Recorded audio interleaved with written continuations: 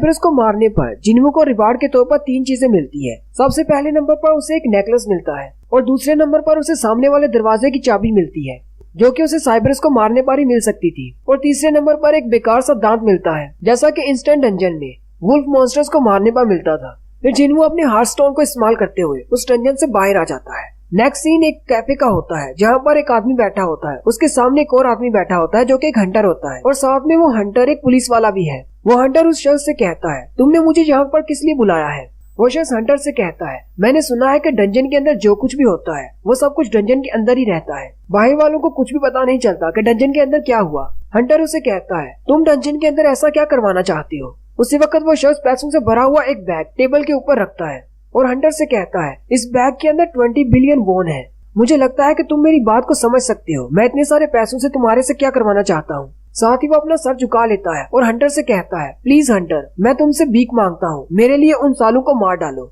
वो हंटर उस शख्स से कहता है, चलो ठीक है, लेकिन तुम्हें मुझे 10 बिलियन एक्स्ट्रा देने होंगे क्योंकि हमारे साथ और भी ज्यादा हंटर्स जाएंगे, मुझे उन सबको भी मारना पड़ेगा। क्या तुम और ज्यादा पैसे अरेंज कर सकते हो? मेरे लिए उन सारे हंटर्स को मारना बिल्कुल कीड़े मकोड़ों की तरह है, लेकिन उसके साथ और भी बहुत सारे हंटर्स हमारे साथ जाएंगे, मुझे उन सबको भी मारना पड़ेगा ताकि कोई बाहर आकर ना बता सके। वो शख्स उसे कहता है, क्या तुम इस बात को लेकर सीरियस हो? क्या तुम वाकई में उन सबको भी मारना चाहते हो? हंटर उसे कहता है, जब हम लोग एक बी रैंक के हंटर होते हैं तो हमें बहुत सारे गिल्ड से कॉल्स आती है कि हमारे गिल्ड को ज्वाइन कर लो, लेकिन क्या तुम ये बात जानते हो कि मैंने उन गिल्ड्स को क्यों ज्वाइन नहीं किया? किसी गिल्ड को ज्वाइन करने की बजाय मैं पुलिस डिपार्टमेंट में क्यों चला गया? साथ ही वो हंसते हुए उस शख्स से कहता है, क्योंकि मुझे मॉन्स्टर्स को मारने से ज्यादा इंसानों को मारना ज्यादा पसंद है, इसीलिए मैं पुलिस डिपार्टमेंट में चला गया। नेक्स्ट सीन एक डोजो का होता है जहाँ पर मिस्टर सोंग एक हंटर को तलवारबाजी सिखा रहे होते हैं। ये वही मिस्टर सोंग है जो कि फर्स्ट एपिसोड में आए थे और उनसे जो तलवारबाजी सीख रहा है वो उनका स्टूडेंट है जो कि एक एस रैंक का हंटर है, लेकिन अभी उसके बारे में कुछ भी नहीं बताते और ना ही उसका चेहरा दिखा रहे हैं।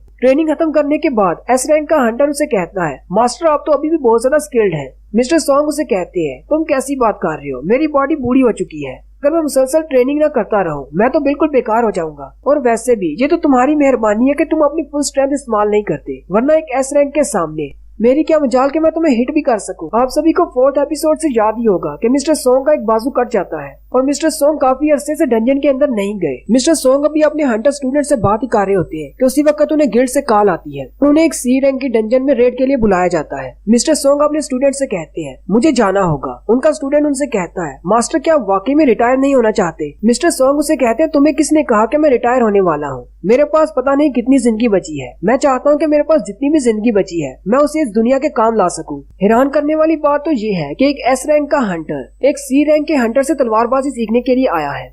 क्या तुम्हें भी ये बात हैरान करने वाली नहीं लगती? उनका स्टूडेंट मिस्टर सोंग से कहता है, हाँ ये बात ठीक है कि मैं एक एस रैंक का हंटर हूँ, लेकिन मेरे पास स्किल्स नहीं है जो कि मुझे आपसे मिल सकते हैं। नेक्स्ट सीन में मिस्टर सोंग गली में चलते हुए जा रहे होते हैं और कहते हैं, मुझे गिल्ड की तरफ से एक डी रैंक की डंजन में जाना होगा। मिस्टर सोंग कहते हैं, डंजन के अंदर मॉन्स्टर्स के ऊपर मेरी तलवार काम नहीं करती क्योंकि अपनी अवेकनिंग के बाद मैं एक मैजिशियन हंटर बना था, लेकिन पता नहीं ऐसा क्यों हुआ क्योंकि मैं तो एक तलवारबाज था। इतने साल लगाकर मैंने अपनी तलवारबाजी सीखी, लेकिन हीरो बनने के बाद मुझे मैजिक मिल गया। हो सकता है इसके पीछे कोई रीजन हो, लेकिन मुझे अभी तक इसकी रीजन समझ में नहीं आई। मिस्टर सोंग अपनी ही सोचों में गुम चलते हुए जा रहे होते हैं कि उसी वक्त एक हुड पहने हुए लड़का उनके पास से गुजरता है। मिस्टर सोंग कहते हैं, जरा बात सुनो, मुझे लगता है शायद मैंने तुम्हें पहले कहीं पर देखा है।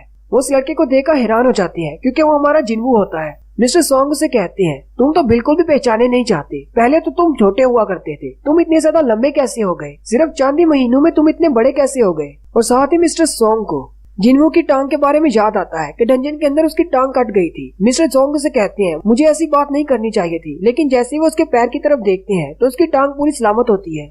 मिस्टर सोंग से देखकर हैरान हो जाते हैं और उसे कहते हैं, आहिर ये कैसे हुआ? तुम्हारी टांग तो बिल्कुल ठीक है। जिन्वू मिस्टर सोंग से कहता है, आप सबके चले जाने के बाद मैं वहाँ पर बेहोश हो गया था। जब मुझे इस डंजन से बाहर निकाला गया तो मेरे पाँव बिल्कुल सलामत थे और मेरी पूरी बॉडी हील हो चुकी थी। मिस्टर सोंग कहते हैं, आखिर उस डंजन में ऐसा क्या हुआ? लेकिन साथ ही वो हंसते हुए जिन्वू से कहते हैं, ये तो बहुत ही अच्छी बात है, अगर वाकई में तुम्हारा पैर कट जाता तो तुम्हारे जैसे यंग लड़के के लिए ऐसा तो बहुत ही बुरा होता। मैं तुम्हारे लिए बहुत ज्यादा खुश हूँ। जिन्वू मिस्टर सोंग के बाजू की तरफ देखता है। मिस्टर सोंग उसे कहते हैं, तुम्हें इस बारे में परेशान होने की जरूरत नहीं, मेरी लाइफ बहुत ही अच्छी चल रही है, मुझे इस बाजू से ज्यादा फर्क नहीं पड़ा, लेकिन मैं हमेशा तुम्हारे बारे में सोचता रहा, आखिर तुम्हारा क्या हुआ होगा।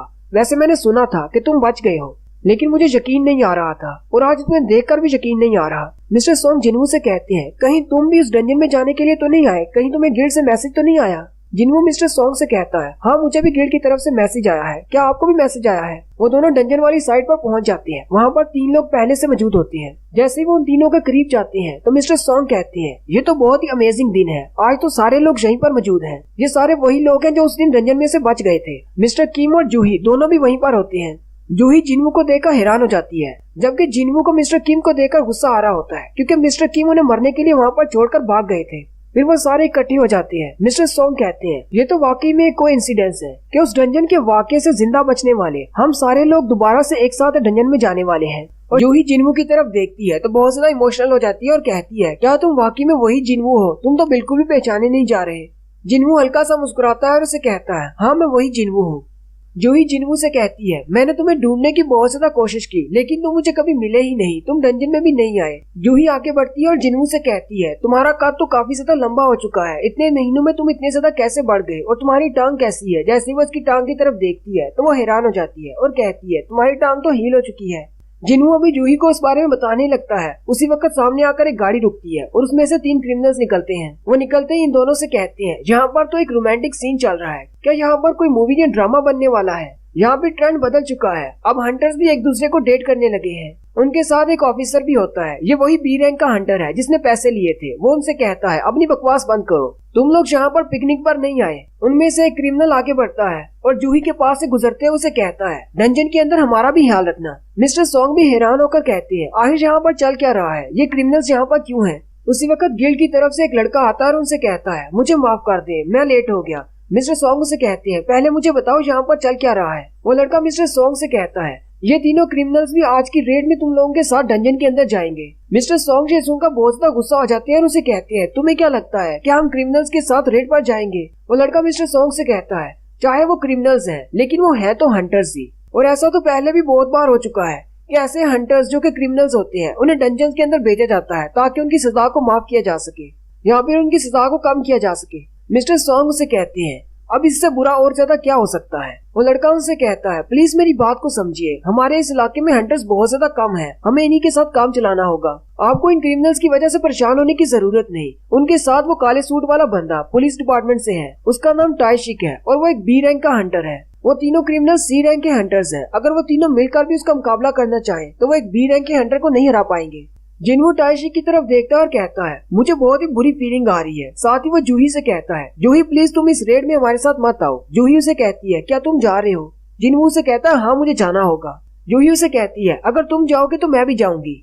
मिस्टर सॉन्ग सभी की तरफ देख रहे होते हैं और कहते हैं, मुझे लगता है ये हमारी किस्मत है कि हम सबको इन क्रिमिनल्स के साथ इस डंजन के अंदर जाना होगा। फिर वो लोग उस डंजन के दरवाजे के सामने चले जाते हैं। टाइशिक तीनों कैदियों के हाथ खोल देता है। उनमें से एक कैदी से कहता है, क्या तुम्हें नहीं लगता कि तुम्हें हमें थोड़ी सी इज्जत देनी चाहिए? तुम हमें गुलामों की तरह ट्रीट कर रहे हो। टाइशिक उसे कहता है, अपनी बकवास बंद करो। वो उनके हाथ खोलने के बाद मिस्टर सॉन्ग के पास आता है और उन्हें कहता है, मेरा नाम टाइशिक है और मैं मॉनिटरिंग डिपार्टमेंट से हूँ। ये तीनों क्रिमिनल मेरी निगरानी में रहेंगे, इसलिए तुम लोगों को परेशान होने की जरूरत नहीं। अब मुझे बताओ, तुम लोगों में से कौन सा बंदा आज हमारी रेड को लीड करेगा? मिस्टर सॉन्ग उसे कहते हैं, हाँ मैं कर सकता हूँ। मिस्टर सॉन्ग जिन्वू से पूछते हैं, क्या मैं लीडर बन सकता हूँ? तुम्हें कोई एतराज तो नहीं? जिन्वू उनसे कहता है, नहीं मुझे कोई एतराज नहीं। ये बात सुनते ही मिस्टर सॉन्ग उसके सामने अपना सर झुकाते हैं और कहते हैं, तुम्हारा बहुत बहुत शुक्रिया मुझे एक और चांस देने के लिए। उस दिन डंजन के अंदर मेरी वजह से 11 लोग मारे गए थे, लेकिन तुम्हारी वजह से 6 लोग बचे भी थे। तुम्हारा बहुत बहुत शुक्रिया। हालांकि वो सब मेरी रिस्पॉन्सिबिलिटी थी, लेकिन मैं आज अपनी पूरी कोशिश करूंगा तुम सब लोगों को सेफ रखने की।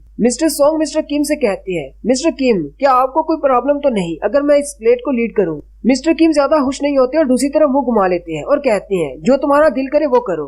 फिर वो सारे लोग डंजन के अंदर चले जाते हैं। डंजन के अंदर उनका सामना गॉब्लिन मॉन्स्टर्स के साथ होता है। वो सारे क्रिमिनल जंगली जानवरों की तरह उन मॉन्स्टर्स पर टूट पड़ते हैं और उन्हें मार रहे होते हैं, जैसे उनको मॉन्स्टर्स को मारने में बहुत ज्यादा मजा आ रहा होता है।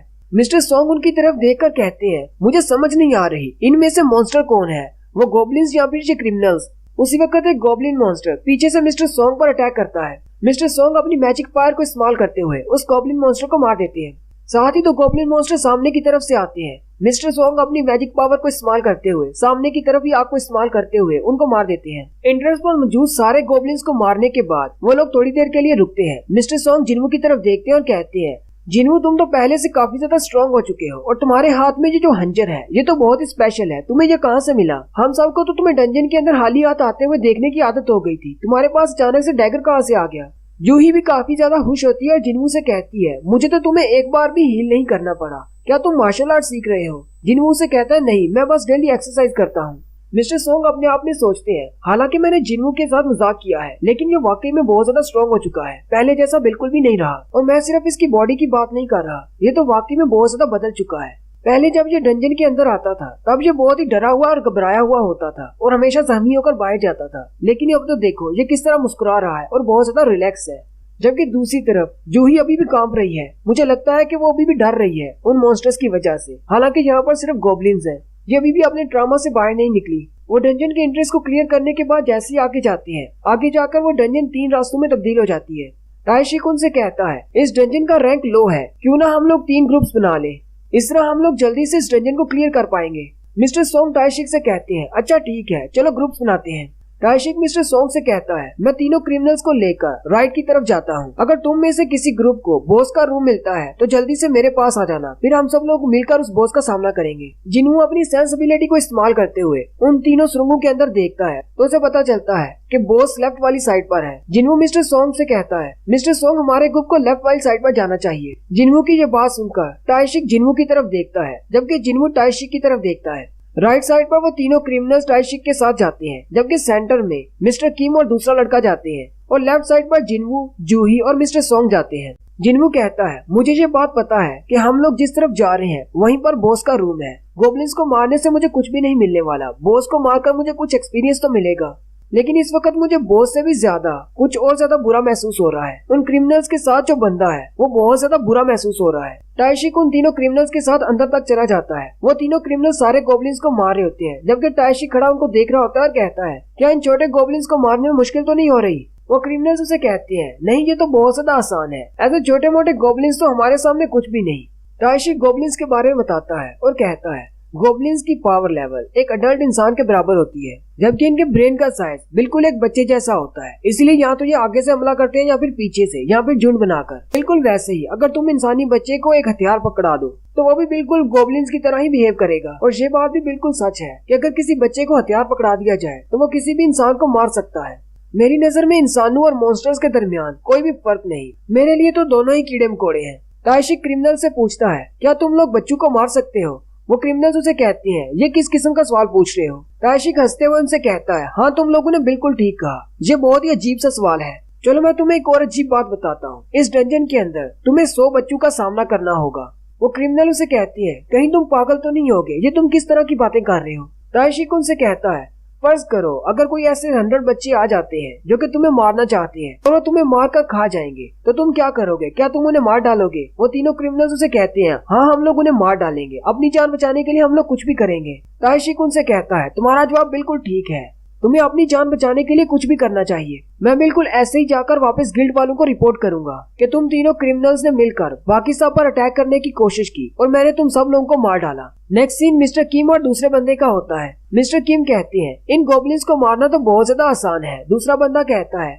चलो ये तो अच्छी बात है, मैं चाहता हूँ कि ये डंजन आसानी से क्लियर हो जाए, कुछ भी बड़ा हादसा ना हो। मिस्टर किम कहते हैं, कुछ भी नहीं कहा जा सकता। पहले हम लोग कहते थे कि वीकेस्ट हंटर यानी जिनवू हमारे साथ डंजन के अंदर जा रहा है तो इसका मतलब डंजन में कुछ भी बुरा नहीं होगा, वो डंजन बहुत ज्यादा वीक है। लेकिन अब मैं ऐसा नहीं कह सकता क्योंकि उस दिन जिनवू हमारे साथ था, लेकिन हमारे 11 लोग मारे गए। मिस्टर किम कहते हैं, मैंने डिसाइड कर लिया है, इस रेड के खत्म होने के बाद मैं जिनवू के पास जाऊंगा और अपना सर झुकाकर उससे माफी मांगूंगा। मिस्टर किम दूसरे वाले से पूछते हैं, क्या तुम्हें शर्मिंदगी महसूस नहीं होती क्योंकि तुम भी तो उस डंजन से भाग गए थे? मुझे लगता है कि हम दोनों को उनसे माफी मांगनी चाहिए क्योंकि हम लोग हंटर्स हैं और हंटर होते हुए हमने अपने दोस्तों को उस डंजन में मरने के लिए छोड़ दिया और अपनी जान बचाकर वहाँ से भाग गए। अगर हमें फ्यूचर में इस तरह अपने काम को जारी रखना है तो हमें उनसे माफी मांगना होगी। लेकिन मुझे नहीं लगता कि मिस्टर सोंग मुझे माफ करेंगे या फिर जिनवू मुझे माफ करेगा, लेकिन फिर भी मुझे उनसे माफी मांगनी है ताकि मेरे दिल का बोझ हल्का हो सके।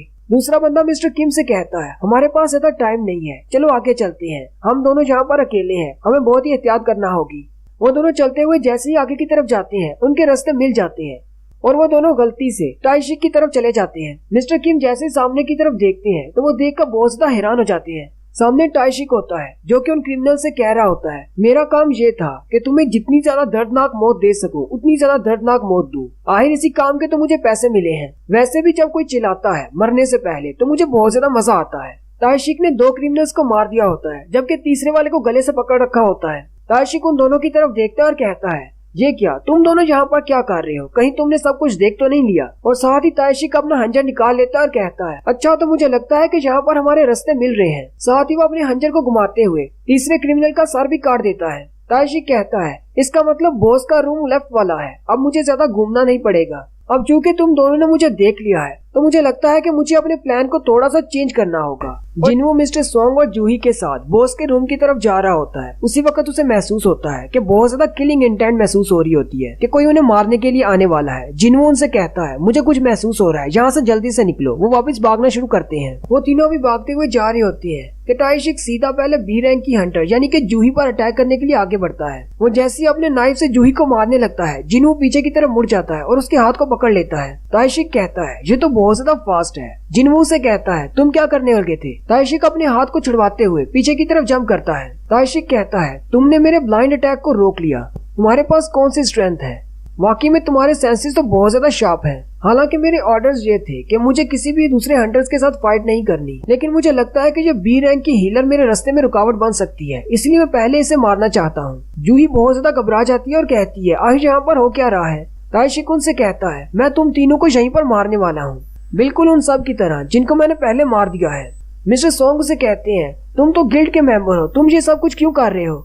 जिन्हों पीछे की तरफ देखता है, जख्मों में चूर, खून से लथपथ मिस्टर किम बैठे होते हैं। जिन्हों जूही से कहता है, जूही जल्दी से इसको हील करो, ये अभी जिंदा है। जूही डरकर वहीं पर खड़ी होती है। जिन्हों चिल्लाकर उसे कहता है, जल्दी करो, इसे हील करो, क्या तुम्हें आवाज नहीं आ रही? जूही भागती हुई उसके पास जाती है और उसे अपनी मैजिकल पावर से हील करना शुरू करती है।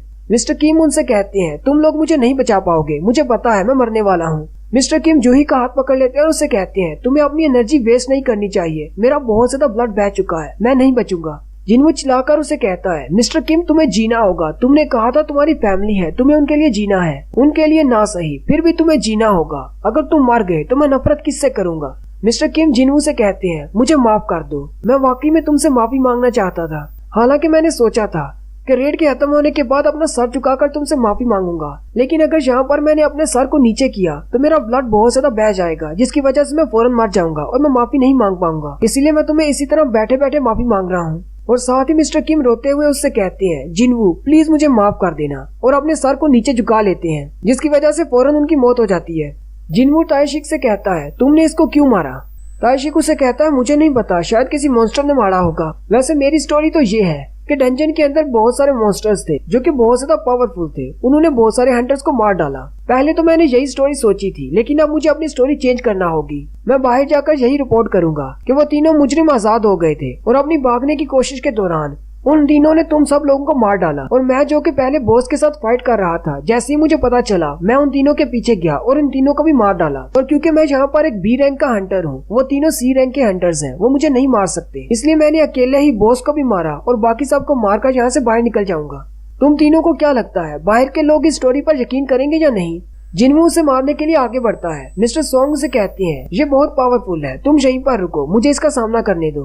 मिस्टर सोंग सोचते हैं, ये एक बी रैंक का हंटर है, मेरे जैसे सी रैंक के हंटर से ये तो कभी भी नहीं हारेगा, और ऊपर से ये एक असैसिन टाइप हंटर है, मैं इसकी स्पीड का मुकाबला नहीं कर पाऊंगा। लेकिन क्योंकि ये एक असैसिन टाइप है, इसलिए इसका डिफेंस बहुत ज्यादा वीक होगा। क्या पता अगर मैं अपने मैजिक से सिर्फ एक ही इस पर हिट कर सकूं तो मैं जीत जाऊं। मिस्टर सोंग आगे बढ़ते हैं और मिस्टर किम की तलवार को उठा लेते हैं और ताइशिक से कहते हैं, काफी अरसा हो गया मैंने किसी इंसान के खिलाफ अपनी तलवार नहीं उठाई। मिस्टर सोंग जूही से कहते हैं, मुझे एक फिजिकल बफ दो अपनी मैजिकल पावर्स को इस्तेमाल करते हुए। जूही अपनी मैजिकल पावर्स को इस्तेमाल करते हुए मिस्टर सोंग को फिजिकल बफ देती है, लेकिन साथ ही वो ये सोच रही होती है, मिस्टर सोंग तो एक मैजिक टाइप है, लेकिन ये इस वर्ड का इस्तेमाल क्यों कर रहे हैं? ताइशिक भी मिस्टर सोंग से कहता है, तुम तो एक मैजिशियन टाइप हो, तुम्हें क्या लगता है तुम मेरा मुकाबला कर पाओगे? मिस्टर सोंग उसे कहते हैं, मुझे पता है फिजिकल स्ट्रेंथ वाले बफ एक मैजिशियन के ऊपर काम नहीं करते, लेकिन अभी के लिए हमारे पास और कोई रास्ता नहीं है। मिस्टर सोंग कहते हैं, मैं इसके सामने बिल्कुल भी बेकार हूँ, क्योंकि ये एक असैसिन टाइप है। ये तो बिल्कुल ऐसे ही है जैसे एक कार के इंजन को एक बाईसाइकिल में इंस्टॉल कर दिया जाए और तेजी से पैडल चलाए जाए।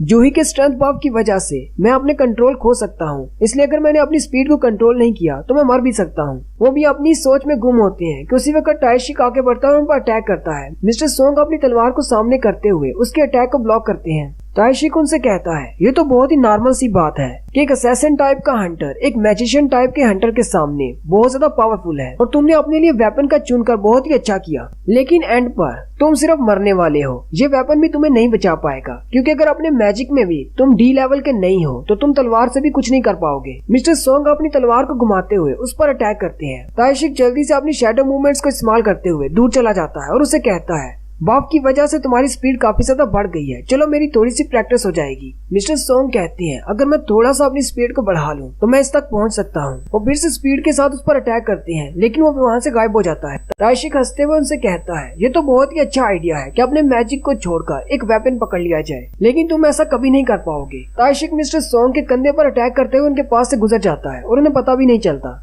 ताइशिक मिस्टर सोंग से कहता है क्या तुमने कभी किसी गिल्ड में ऐसे हंटर के बारे में सुना है जो कि मैजिक भी यूज करता हो और तलवार भी यूज करता हो? मैंने तो कभी नहीं देखा। मिस्टर सोंग जैसे जख्मी होते हैं जूही उनको वैसे ही हील कर देती है। ताइशिक कभी भी जूही की तरफ देख रहा होता है और कहता है ये मैजिक हीलर तो बहुत ज्यादा मसला करने वाली है, अगर ऐसे ही चलता रहा तो ये तो अपने जख्मों को हील करके फिर से मुझसे फाइट करने के लिए आ जाएगा, इसलिए मुझे सबसे पहले इस हीलर को मारना होगा। ताइशिक फिर से जूही पर अटैक करने के लिए आगे बढ़ता है। उसी वक्त मिस्टर सोंग पीछे से उस पर अटैक करते हैं और कहते हैं तुम्हारी हिम्मत कैसे हुई एक तलवारबाज को अपनी पीठ दिखाने की? तुम्हारा मुकाबला मुझसे हो रहा है, मुझसे फाइट करो। ताइशिक जल्दी से पीछे की तरफ घूम जाता है और अपने हंजर को सामने करते हुए उनके अटैक को ब्लॉक करता है। ताइशिक मिस्टर सोंग से कहता है तुम्हें देखकर लगता नहीं कि तुम कोई आम बूढ़े तलवारबाज हो। मिस्टर सोंग उसे कहते हैं हाँ तुम्हें ऐसा देखकर लग नहीं रहा होगा, लेकिन मेरे पास एक एस रैंक का हंटर है जो कि मुझसे ट्रेनिंग लेने के लिए आता है। अगर मेरी बॉडी तुम्हारी स्पीड से मैच नहीं कर सकती लेकिन मेरे स्किल्स बहुत ज्यादा है, तुम उनका सामना नहीं कर पाओगे। ताइशिक हंसते हुए उनसे कहता है लेकिन हर किसी की एक लिमिट होती है, और साथ ही वो अपनी स्पीड को और भी ज्यादा बढ़ा लेता है। और मिस्टर सोंग से कहता है तुम्हें क्या लगता है कि एक मैजिशियन एक असैसिन टाइप के हंटर के स्पीड से मैच कर सकता है? और वो बड़ी ही तेजी के साथ मिस्टर सोंग पर चारों तरफ से अटैक करता है और उनकी पूरी बॉडी को जख्मी कर देता है।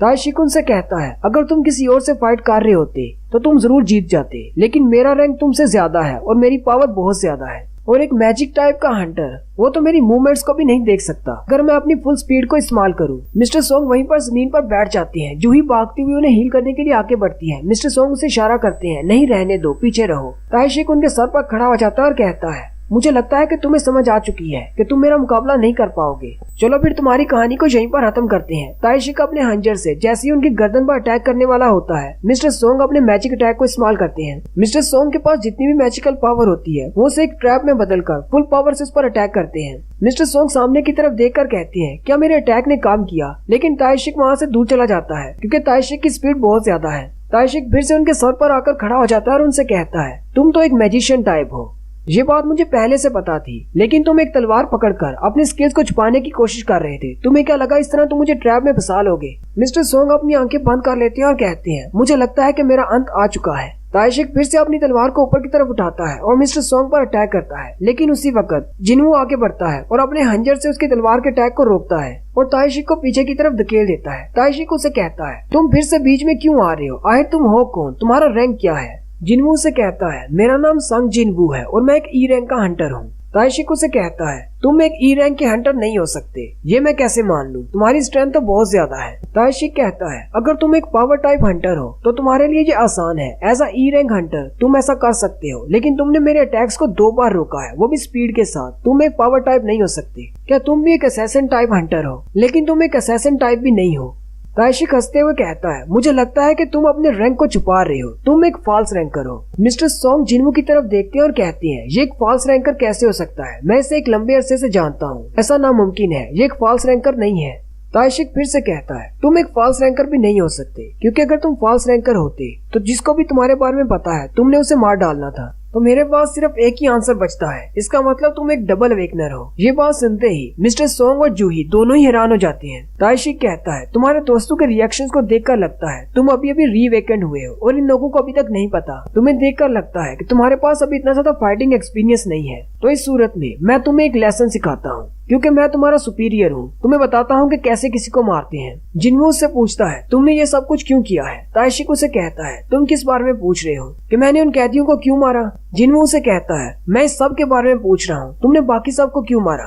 ताइशिक हंसते हुए उसे कहता है तुम्हारा चेहरा तो बहुत ज्यादा डरावना है, तुम्हें क्या लगता है इस तरह तुम मुझे डरा सकते हो? मैंने उनको कोई मजे के लिए नहीं मारा, मुझे ऑर्डर दिया गया था, इसलिए मैंने ऐसा किया है। और साथ ही एक बैकग्राउंड सीन दिखाते हैं वहीं पर जहाँ पर वो शख्स उसे पैसे दे रहा होता है। वो शख्स असल में एक गोल्ड की कंपनी का CEO होता है। वो तायशिक को 2 बिलियन वॉन देता है। तायशिक उसे कहता है मुझे इसके अलावा 1 बिलियन वॉन और चाहिए ताकि मैं बाकी के हंटर्स को भी ठिकाने लगा सकूं। साथ ही वो उससे पूछता है तुम ऐसा क्यों कर रहे हो? वो शख्स उसे कहता है तुम्हारे पास जो 3 कैदी हैं उनमें से एक कैदी ने मेरी बेटी के साथ बहुत ही गलत किया, जिसकी वजह से मेरी बेटी इतनी ज्यादा घबरा गई कि उसने खुद को फांसी लगा लिया। उसकी मौत की वजह से उसकी माँ ट्रॉमा में है और वो अभी भी हॉस्पिटल में है। अब क्योंकि वो एक हंटर है इसलिए उसे सिर्फ कुछ सालों की ही सजा दी जाएगी। मैं नहीं चाहता कि वो आजाद होकर सड़कों पर घूमे फिरे। मैं चाहता हूँ कि तुम उसे डंजन के अंदर मार डालो। फिर हमारी स्टोरी प्रेजेंट में आ जाती है। तायशिक उसे कहता है अब मैं उसको मना नहीं कर सकता था, वो तो बेचारा एक बाप था जो अपनी बेटी का बदला लेना चाहता है। मैंने रकम बढ़ाकर उसको मना करने की कोशिश की लेकिन उसने मुझे ज्यादा पैसे देकर खरीद लिया